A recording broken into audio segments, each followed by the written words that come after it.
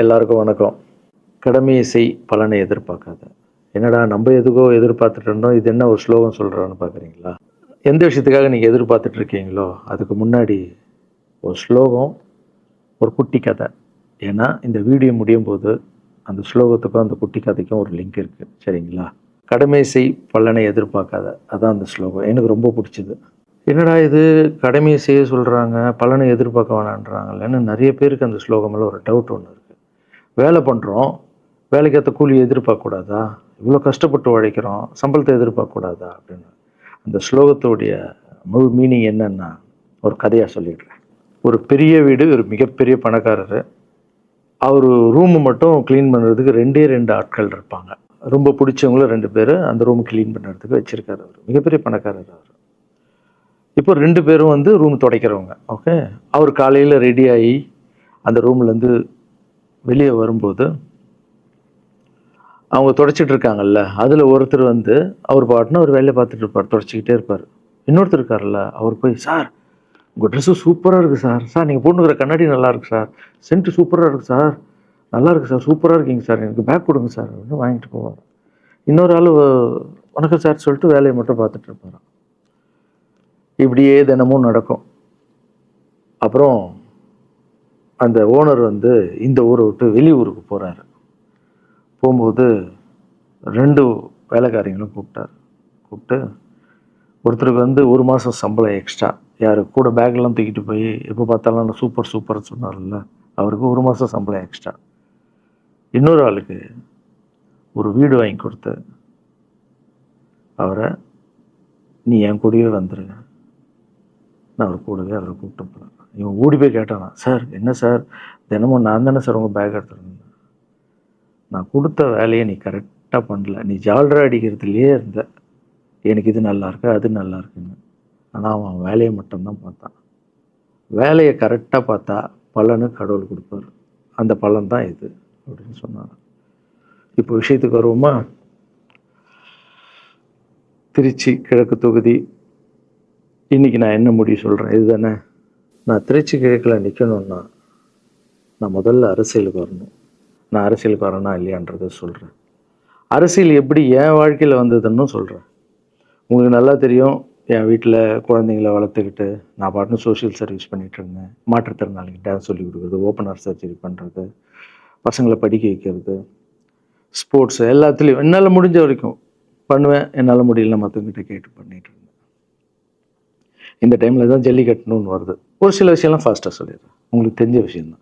ஜல்லிக்கட்டுன்னு ஒன்று வருது, அதில் நான் போகிறேன், சாப்பாடு போகிறதுக்காக குழந்தைங்களுக்கு போகிறேன். அப்படி நான் அந்த ஜல்லிக்கட்டு நடந்து முடிஞ்ச விஷயம்லாம் உங்களுக்கு தெரியும்.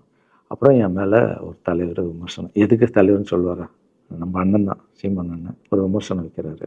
அதுக்கு நான் மறுபடியும் ஒரு ட்வீட் போடுறேன், அவர் ட்வீட் போடுறேன். அப்போ தான் என் வாழ்க்கையில் அரசியல்னு அந்த நுழையுது.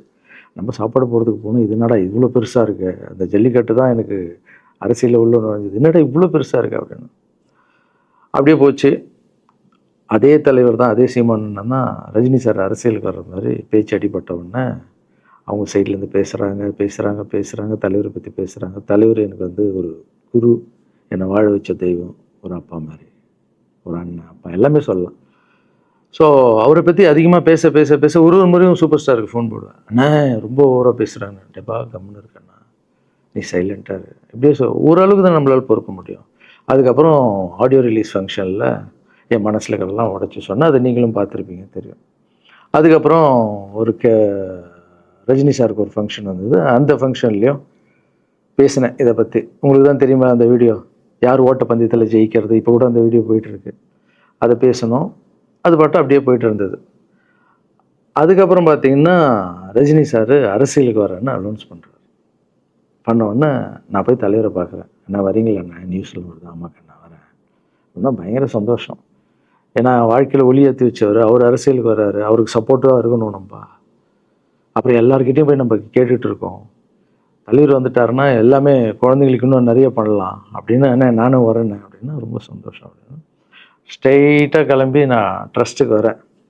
என்னுடைய ட்ரஸ்ட்டு, என்னுடைய ஃபேன்ஸு எல்லாரையும் கூப்பிட்டு என்னுடைய வெல்விஷர்ஸ் எல்லாரையும் கூப்பிட்டு உட்கார வச்சு தலைவர் அரசியலுக்கு வராரு. புரியுதுங்களா? எனக்கு வந்து எழுத படிக்க தெரியாது, அதான் ஒரு ட்வீட் பண்ணணும், இதெல்லாம் ரெடி பண்ணுங்கன்னு தமிழில் சொல்லிவிட்டு அவங்க ரெடி பண்ணிட்டு இருக்க ஒரு டீம். இன்னொரு டீம் உட்காந்து என்கிட்ட கேள்வி கேட்குறாங்க, தலைவர் அரசியலுக்கு வந்து அவர் வந்து சிஎம் ஆகிடுவார், நீங்கள் வந்து அமைச்சர் ஆகிடுவீங்களாண்ணே, சுகாதாரத்துறை அமைச்சர் தான் நம்ம வந்து ஆப்ரேஷன் நிறைய பண்ணலாம், இன்னொருத்தர் கல்வித்துறை எடுத்தால் நிறைய படிக்க வைக்கலாம். டேய், கடமை செய்யணும், பலன் எதிர்பார்க்கக்கூடாது. சுகாதாரத்துறை அமைச்சர், இது வந்து கல்வித்துறை, இதெல்லாம் படிச்சுங்க வர இடம். அண்ணன் படிக்கலடா. எல்லாருக்கும் படித்த இடத்த போட்டு ஒரே இடத்துல போய் முடங்கி போய் படிப்புனா படிப்பு மட்டும், எல்லாம் கட்சி வளரட்டும், தலைவர் வரட்டும், எல்லா துறையிலேருந்து ஹெல்ப் கேட்டு நல்லா பண்ணுவோம், பெரிய ட்ரஸ்ட்டு கட்டுவோம். இப்போன்னா சின்ன ட்ரஸ்ட்டில் தான் நம்ம இருக்கோம். சின்ன வீட்டில் 60 குழந்தைங்க நீங்கள் இருக்கீங்க, 100 ஏக்கரில் கட்டுவோம். ஊனமுற்றோர்கள் இந்த பக்கம் திருநங்கைகளுக்கு இந்த பக்கம் முதியோர்களுக்கு ஒரு பெரிய ட்ரஸ்ட் கட்டி பண்ணுவோம்டா. சூப்பர்ண்ணா. இன்னொருத்தர் டக்குன்னு அங்கேருந்து, அண்ணா நம்மளை எதிர்த்து பேசின்னு இருக்கார்ல சீமான் அண்ணா, அவருக்கு ஆப்போசிட்டாக எதிர்த்து நில்லுங்கண்ணே அப்படின்னா. அது அரசியல் இல்லை. ஒருத்தர் மேலே கோவத்தால் நம்ம அரசியலுக்கு வந்தால் அது வந்து வெறுப்பு அரசியலாக மாறும். அரசியல்ன்றது மக்களுக்கு நல்லது பண்ணுறதுக்காக வரணும். இப்போ அவரை நான் அழிக்கணும், அவரை நான் ஏதோ ஒன்று செய்யணும்னு அந்த ஆசையில் வந்தேன்னு வச்சுங்களேன், ஆசை என்ன ஆகும், கோபமாக மாறும். கோபத்துலேருந்து என்ன வரும், வார்த்தைகள் தப்பாக வரும். வார்த்தைகள் மட்டும் வராது, தப்பான வார்த்தைகள் வரும். மக்களுக்கு நம்ம மேலே மரியாதை இல்லை, மக்களுக்கு நம்ம மேலே மரியாதை இருக்காது, போயிடும். ஸோ அதால் அரசியலுக்கு வரணும்னா அவரை அழிக்கிற இவழியாக இருக்குது. பதிவை பற்றி பேசுகிறத ஃபஸ்ட்டு விடுங்கடா, ஃபஸ்ட்டு வேலையை பார்ப்போம்டா. நம்ம தலைவர் வரேன்னு சொல்லிட்டாரு, ட்வீட் போடுங்களா அப்படின்னு ட்வீட் போட்டுட்டு அங்கேருந்து போட்டுட்டு வீட்டுக்கு போகிறேன். இங்கே தான் பெரிய ட்விஸ்ட் இருக்குது எனக்கு. வீட்டுக்கு போகிறேன். வீட்டுக்கு போனோன்னா எப்பவும் நான் அம்மா கிட்டே போய் ஒரு விஷயத்த சொல்கிறதுக்கு முன்னாடி ஒரு சர்ப்ரைஸ் ஒன்று பண்ணுவேன். எங்கள் அம்மா கோவில் கட்டுறது கூட, கோவில் கட்டிட்டு ஸ்டாச்சுலாம் ஆர்டர் பண்ண அப்புறம் தான் அந்த ஸ்டாச்சுவே காமிச்சாங்க அம்மாவுக்கு. அதே மாதிரி அரசியல் விஷயத்துலையும் போய் சொல்லலான்னு அம்மாவை கூப்பிட்டு ஃபேமிலியெல்லாம் உட்கார வச்சு, அம்மா தலைவர் அரசியலுக்கு வர்றாரு, சரி கண்ணா, நானும் அரசியல் போடுறேன், இங்கே பரமா ட்வீட் போட்டிருக்கேன் அப்படின்னு அம்மா முகம் டக்குன்னு மாறிச்சு. மாறிட்டு ஓகே கண்ணா, ஓகே கண்ணா சாப்பிடலாம் அப்படின்னு எழுந்து போயிட்டாங்க. என்ன இப்படி போக மாட்டாங்களே, ஒரு விஷயத்த சொன்னால் சூப்பர் கண்ணான்னு பேசுவாங்கள்ல, 1 hour அதில் இருக்கிற நல்லது கெட்டது எல்லாம் பேசுவாங்க, என்ன போயிட்டாங்க அப்படின்னு ஒரு ஃபீல். சரி, இது உடம்பு சரியில்லை போல, அப்செட்டில் இருக்கான்னு விட்டேன். அப்புறம் 2-3 நாள் அவங்ககிட்ட பேசவே மாட்டுறாங்க. கூப்பிட்டு உட்காரு, என்னம்மா உனக்கு பிரச்சனை, ஏதாவது தப்புன்னா அடின்னா அடிச்சிடுமா, என்னம்மா இப்படி பேசாமல் இருக்குன்னா, இல்லை கண்ணா நீ அரசியல் போனது எனக்கு பிடிக்கல அப்படின்றாங்க. ஏமா அரசியல் போனால் பிடிக்கல? இல்லை கண்ணா, அது ஒரு சாக்கடை, அரசியலுக்கு போகக்கூடாது, அது வந்து பணம் கொடுக்குறாங்க அரசியலுக்கு, ஊட்டு வாங்குறதுக்கு பணம் கொடுத்து தாங்க நான் ஜெயிக்கிறாங்க. அதுக்கப்புறம் ஜாதி இல்லைன்னுவாங்க, ஜாதி இருக்குது, மதம் இல்லைன்னுவாங்க, மதம் இருக்குது, அந்த சாக்கடைக்குள்ளே நீ போகாதப்பா. நம்மளுக்கு வாழ்க்கையை ஒளி வச்சு ஏற்றி வச்சவர் தாங்க நம்ம சூப்பர் ஸ்டார், அவர்கிட்ட என்னை கூப்பிட்டு போப்பா, நான் சொல்கிறேன், அவர் ஒரு ஆன்மீகவாதி, அவரும் அரசியலுக்கு வர வேணாம், இந்த வயசில் அவர் நிம்மதியாக இருக்கட்டும், எதுக்கு அரசியலுக்கு வர, என்னை கூப்பிட்டு போ, அப்பாயின்மெண்ட் வாங்கி கொடுத்துருந்தாங்க.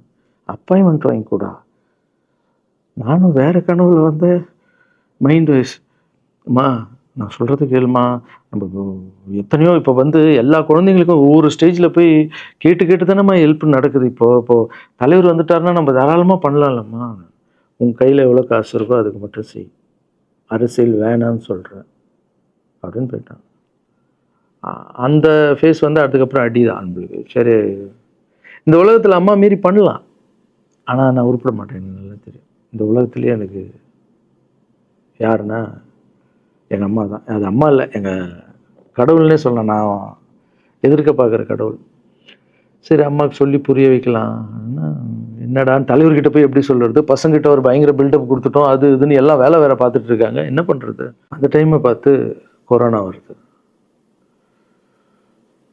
ஒரே ஷாக்கு, வெளியே போக முடியாதுன்றாங்க, இல்லைன்னா முடிஞ்சு போச்சு. பிரச்சாரம் பண்ண வெளியே போக முடியாது, தலைவருக்கு உடம்பு சரியில்லாமல் போகுது, ஹைதராபாத் ஷூட்டிங் போகிறார், உடம்பு முடியல, அப்படியே எல்லாமே கொலாப்ஸ் ஆகுது. அப்புறம் தலைவர் அலௌன்ஸ் பண்ணுறாரு, நான் அரசியலுக்கு வரல, டாக்டர்ஸ் வந்து போகக்கூடாதுன்னு சொல்லிட்டாங்க, கொரோனா டைமில் நம்ம வந்து பிரச்சாரம் போக முடியாது, அந்த காரணம் சொன்னார், அது உங்களுக்கு எல்லாருக்கும் தெரியும். ஆவலை தான் தலைமையில் கை வச்சுன்னு உட்காந்துட்டோம். நான் ட்ரஸ்ட்டில் இருக்கிற குழந்தைங்க மற்றவங்க எல்லோரும் என்னென்னோ நினச்சி ஒர்க் பண்ணிட்டு இருந்தால எல்லாரும் அப்செட்டில் உட்காந்துருக்கோம். தலைவர் ஒருத்தம் போய் பேசி பார்க்கலாம் அவர்கிட்ட, தலைவர் வர்றாரு, கூப்பிட்றாரு, போகணும். அந்த மாதிரி தலைவரை பார்த்ததில்லை நான். அப்படியே எனக்கு புரிஞ்சுது, அவர் ரொம்ப வலியில் இருக்கார் அப்படின்னு. எவ்வளோ சுறுசுறுப்பானால உடம்பு முடியலைங்கண்ணா. பரவாயில்ல, உங்கள் உடம்பு தானே முக்கியம், என்ன இதெல்லாம் என்னென்ன தூக்கி போடுங்கண்ணா. இல்லைங்கண்ணா, இத்தனை வருஷம் என்னை வாழ வச்சாங்கல்ல, அவங்களுக்கு ஏதாவது ஒன்று பண்ணணும்னு நினச்சேங்கண்ணா, இங்கே குத்துதுக்கண்ணா, எனக்கு என்ன பண்ணுறதுன்னு தெரியல, ரொம்ப கஷ்டமாக இருக்குது அப்படின்னா. அண்ணே அதை விடுங்கண்ணே, எல்லாம் அப்படின்னு அவர்கிட்ட பேசிட்டு அவர் வந்து அப்போ நான் முன்னாடி பேசும்போது அவர் சொல்கிறார், நான் கூட பதவிக்கு வரணும்னு ஆசைப்படல, இன்னொரு நல்ல ஆள் படித்த ஆள் அங்கே நிற்க வச்சு பார்ப்போம். யாருன்னே சொல்லுவேன், யாருன்னு கூட சொல்லலை. அது அப்படியே போச்சு. அவர் மனசுக்கு மட்டும்தான் தெரியும், யாருன்னு கூட சொல்லலை. ரொம்ப அப்செட்டாக இருந்தார். சரி ஓகே, இதுவும் கடந்து போகணும். அப்படியே கடந்து போச்சு. எனக்கும் காஞ்சனா படம் அது இதுன்னு பெரிய ஹிட் ஆகுது. அதுக்கப்புறம் யார்கிட்டையும் நீங்கள் யாரும் எனக்கு ஹெல்ப் பண்ண வேணாம். முதல் நாள் நான் கலைஞர் ஐயா கிட்ட ஹெல்ப் கேட்டேன். அவர் ஒரு சில குழந்தைங்களுக்கு ஹெல்ப் பண்ணார். அதுக்கப்புறம் அன்புமணி ராமதாஸ் ஐயா, அவரும் ஹெல்த் மினிஸ்டர் இருக்கும்போது அவர் ஒரு சில குழந்தைங்களுக்கு ஹெல்ப் பண்ணார். அப்புறம் நம்ம விஜய் சார் நண்பர், அவர் ஒரு குழந்தைக்கு ஆப்ரேஷன் பண்ணார். ஸோ இருக்கும்போது என்னால் முடிஞ்ச வரைக்கும் சொந்த பணத்தை போட்டு பண்ணிவிடுவாங்க. முடியாத போது தான் நான் அந்த ஹெல்ப்பை கேட்பேன். இப்போ தான் நல்லா வந்துட்டுமே, யாருக்கும் எனக்கு பணம் கொடுக்க வேணாம், இனிமேல் என் சொந்த பணத்திலே பண்ணுறேன்னு சொல்லிட்டு நான் பாட்டுன்னு ஒரு வீடியோ கூட நான் போட்டேன், இனிமேல் யாரும் பணம்லாம் கொடுக்க வேணாம் அப்படின்னு. அப்படியே போயிட்டுருக்கு. காஞ்சனாவெல்லாம் முடிஞ்சு ஜிகிர் தண்டா படம் ரிலீஸ் ஆகுது. ஜிகிர் தண்டா பார்ட்டி போயிட்டுருக்கு. டைரக்டர் நின்று பேசுகிறேன். நான் டைரக்டர் கிட்ட போகிறேன். டைரக்டர் யார்கிட்டயோ ஃபோனில் பேசிகிட்டு இருக்காரு. அப்படியே பேசிகிட்டு இருக்கிறவர் டக்குன்னு இந்தப்பா சீமானன் பேசுவான்னு கொடுத்துட்டாரு என்கிட்ட. அவருக்கும் தெரியாது நான் பேச போகிறேன். அவர்கிட்ட லாரன்ஸ் பேசுவார், சீமானன் ரெண்டு பேரும் சைலண்ட்டு. நானும் எதுவும் பேசலை, சீமானனும் எதுவும் பேசலை. அப்படியே ஒரு நிமிஷம் அப்படியே நிற்கிறோம். பெரியவர் இல்லை என்னாலும் அண்ணன் அப்படின்னு. அவ்வளோதான் அண்ணன். பயங்கர பாசம். எந்த இடத்துல கோவம் இருக்கும் அந்த இடத்துல குணம் இருக்குன்னு சொல்லுவாங்கள்ல. அண்ணன் புகழ்ந்து தள்ளுறாரு ஜிகர் தண்டாவை. இப்படி பண்ண கண்ணா, அப்படி பண்ண இவ்வளோ சூப்பராக பண்ண, அந்த சீன் எனக்கு ரொம்ப பிடிச்சதுன்னு. அவருடைய அன்பு தான் தெரியும்ல, எல்லாமே அதிகமாக இருக்கும் அண்ணன்கிட்ட. அண்ணா ரொம்ப சந்தோஷமாக வாழ்த்தினார். அப்புறம் நான் மாற்றம்னு ஒரு அமைப்பு ஆரம்பிச்சிருக்கேன்ல, இந்த விவசாயிகளுக்கு டிராக்டர் கொடுக்கறது, அப்புறம் மாற்றுத்திறனாளிக்கு ஸ்கூட்டி கொடுக்குறது, எல்லாமே அதை பார்த்துட்டு பத்திரிகையாளர் கேட்குறாங்க அவர்கிட்ட, ரகுவலரன் சார் மாற்றம்னு அமைச்சிருக்காருன்னா, நல்ல விஷயம் தம்பி, நல்லா பண்ணிட்டோம், நல்லா இருக்கட்டும் அப்படின்னு வாழ்த்தினார். ஸோ ஒரு பெரிய பிரச்சனைக்கு கடவுளே அதை அப்படியே சால்வ் பண்ணி வச்ச மாதிரி ஆயிடுச்சு. அப்படியே போச்சு. ஆனால் நீங்கள் நல்லா இருக்கணும், எங்கே இருந்தாலும் நல்லா இருப்பீங்க. எப்போல்லாம் ட்ரஸ்ட்டுக்கு போகும்போது பசங்களாம் கேட்பாங்க, அந்த 100 ஏக்கர் ட்ரஸ்ட்டு குழந்தைங்க, சரி ஓகேடா. அப்படி பார்த்தீங்கன்னா நண்பர் விஜய் சார்கிட்ட பேசிகிட்டு இருக்கும்போது நான் வர அரசியலுக்குன்றார். நிஜமா நண்பா அப்படின்னு. எஸ் அப்படின்னு. மறுபடியும் போய் ட்ரஸ்ட்டில் உட்காந்து டேய் நண்பர் வராரு. ஏன்னா சூப்பர் ஸ்டார் எனக்கு எவ்வளோ க்ளோஸோ, நண்பர் கூட அவ்வளோ க்ளோஸ் தான் எனக்கு. ஏன்னா மேகமாய் போகிறேன்ற சாங்லேருந்து நான் அவருக்கு டான்ஸ் மாஸ்டராக பண்ண ஆரம்பித்தேன். அதுக்கப்புறம் நிறைய சாங் பண்ணேன், சரக்கு வச்சுருக்கேன். அது உங்களுக்கு தெரியும், அந்த தாம் தக்க தீம் தக்க. அவருக்கு மட்டும் நான் ஸ்பெஷலாக பண்ணி கொடுத்துட்டு போவேன். தமிழ் வேறு யாருக்கும் பண்ண மாட்டேன். அவர் கூப்பிட்டா வருவேன், தலைவர் கூப்பிட்டா வருவேன், சாங் பண்ணிட்டு போவேன். அவர் வரணும் போது எஸ், ஏன்னா அவர் ஒரு முடிவு எடுக்க மாட்டார், எடுத்தாருன்னா அவர் நல்லா உழைப்பார், நல்ல உழைப்பாளி, பண்ணுவார் அப்படின்னு நினச்சி மறுபடியும் போய் ட்ரஸ்ட் ஆளுங்கெல்லாம் பேசுகிறதுக்கு முன்னாடி ஐயோ அம்மா இருக்காங்களே பிடிக்காத, ஃபஸ்ட்டு அங்கே கரெக்ட் பண்ணணும்ல. அங்கே போனேன். அம்மா நண்பர் அரசியலுக்கு வராருப்பா. என்னம்மா அப்போ தான் ஓகே, இப்போ எல்லாம் மாறி இருக்கு, போகலாமா, நீ ஃபஸ்ட்டு அவர்கிட்ட ஒரு அப்பாயின்மெண்ட் வாங்க, நான் உன்னை கூப்பிட்டு போகிறேன் அப்படின்னா. கூப்பிட்டு போய் இந்தப்பா என் பிள்ளைய ஒப்படைக்கிறேன் பார்த்துக்கப்பான்னு சொல்லுன்னு பார்த்தா, என்னம்மா பேச போகிறான்னு கேட்டேன். நீ அரசியலுக்கு வராத தம்பி, இது ஒரு சாக்கடை, நீ அரசியலுக்கு வராத, நீ ரொம்ப சைலண்டான ஆள், உனக்கு இதெல்லாம் செட் ஆகாது, பணம் கொடுத்தா தான் ஜெயிக்க முடியும், ஜாதி இருக்குது, மதம் இருக்குது, இதெல்லாம் தாண்டி வருது கஷ்டம்னு நான் அவர்கிட்ட சொல்கிறேன்ப்பா அப்படின்னு. நான் அப்படியே மா புரிஞ்சுக்குமாண்ணா, டேய் மீன் குழம்பு வச்சுருக்கேன் சாப்பிட்றேன், அதே மீன் குழம்பு. ஓகே நான் நினச்சிட்டேன் நம்ம ஜாதகத்தில் இல்லை போல், சரி விட்டுடலாம், சரி இப்போ விட்டுருவோம், ஒரு 2-3 நாளைக்கு அப்புறம் மறுபடியும் பேசுவோம் அப்படின்னு மறுபடியும் பேசுகிறேன். அதே மறுப்பு தான்.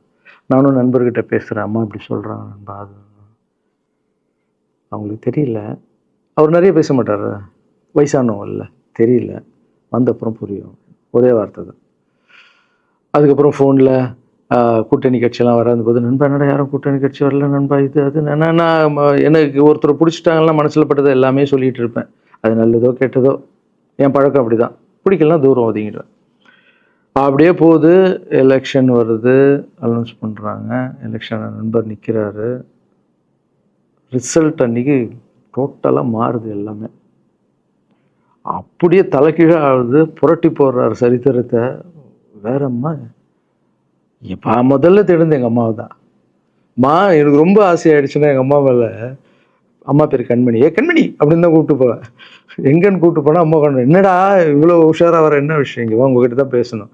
நீ என்னம்மா சொன்ன, பணம் கொடுத்தா தான் ஓட்டு போடுவாங்க, ஜாதி இருக்குது, மதம் இருக்குது, புது ஆளுங்களை வர விட மாட்டாங்க, ஜெயிக்க முடியாது, இதெல்லாம் சொன்னல. நண்பர் ஜெயிச்சிட்டார் பார்த்தியாம்மா. அந்த ஒரே ஒரு முகத்துக்காக ஓட்டு போட்டிருக்காங்க. நம்பிக்கையான ஆள் வந்தால் போடுவாங்கம்மா, நல்லவங்களாம் வரலாமா, புரிஞ்சுக்கம்மா, என்ன விடுமா. இப்போ என்னம்மா சொல்கிற அப்படின்னு கேட்டேன். முதல் முறையாக எங்கள் அம்மா முகத்தில் ஒரு சிரிப்பை பார்த்தேன் நான். ஆமாம் கண்ணா, அந்த புள்ள எல்லாத்தையும் மாற்றிடுச்சு, இவ்வளோ பெரிய வெற்றி அடி வரணும்னு நான் எதிர்பார்க்கலப்பா. ஒரு நல்ல மனுஷன் வந்து பண்ணணும்னு நினச்சா அது முடியுங்கண்ணான்ற நம்பிக்கை எனக்கு வந்திருக்குப்பா அப்படின்னு அம்மா சொன்னான். அப்போ என்ன போயிடலாமா, ஓகேவா அப்படின்னு கேட்டேன். போகண்ணா, நீ நினச்ச மாதிரி பண்ணு அப்படின்னு அம்மா சொன்னோன்னு காலில் சாஸ்தாகமாக வந்தேன். தேங்க்யூ ஸோ மச்மா அப்படின்னு. ரொம்ப ஹாப்பி நான். அம்மா ஓகே சொல்லிட்டாங்க அரசியல் வர்றதுக்கு. இப்போ நான் தாய்க்கு நிகரான்னு நினைக்கிறேன். என் ரசிகர்கள் கேட்குறேன், நான் அரசியலுக்கு வரலாமா? இதை பார்த்துட்டு இருக்கிறவங்களுக்கு, இந்த மக்களை கேட்குறேன், நான் அரசியலுக்கு வரலாமா? அந்த தகுதி எனக்கு இருக்கா? நீங்களும் சொல்லுங்கள். இந்த வீடியோ பார்த்துட்டு இருக்கவங்க கமெண்ட்ஸ் போடுங்க. பசங்களா, இவங்க தான் என்னுடைய 22 வருஷத்தினுடைய உழைப்பு. அரசியலுக்கே வராமல் மக்களுக்கு நான் செஞ்ச சேவை உங்கள் கண்ணு முன்னாடி நிப்பாட்டியிருக்கேன். இப்போ உங்கள் வயசு என்ன? 22 வயசாகுது. ஒரு வயசில் என் கையில் வந்தார் இவர். அந்த ஃபோட்டோவை நீங்களே பாருங்கள். இப்போ 22 வயசு.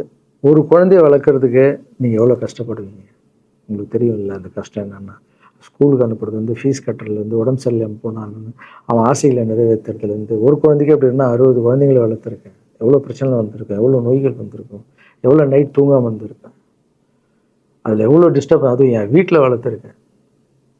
இதெல்லாம் எதுக்கு பண்ணேன்னா, எந்த ஒரு எதிர்பார்ப்பும் இல்லாமல் கடமை செய் பலனை எதிர்பார்க்காதான்ற இந்த வார்த்தை எனக்கு ரொம்ப பிடிக்கும்.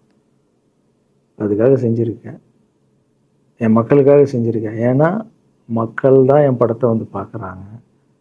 மக்களால் தான் நான் கார் வாங்குகிறேன், வீடு வாங்குகிறேன், சந்தோஷமாக இருக்கேன். அவங்களுக்கு இந்த சொசைட்டிக்கு நான் ஏதாவது பண்ணணும்.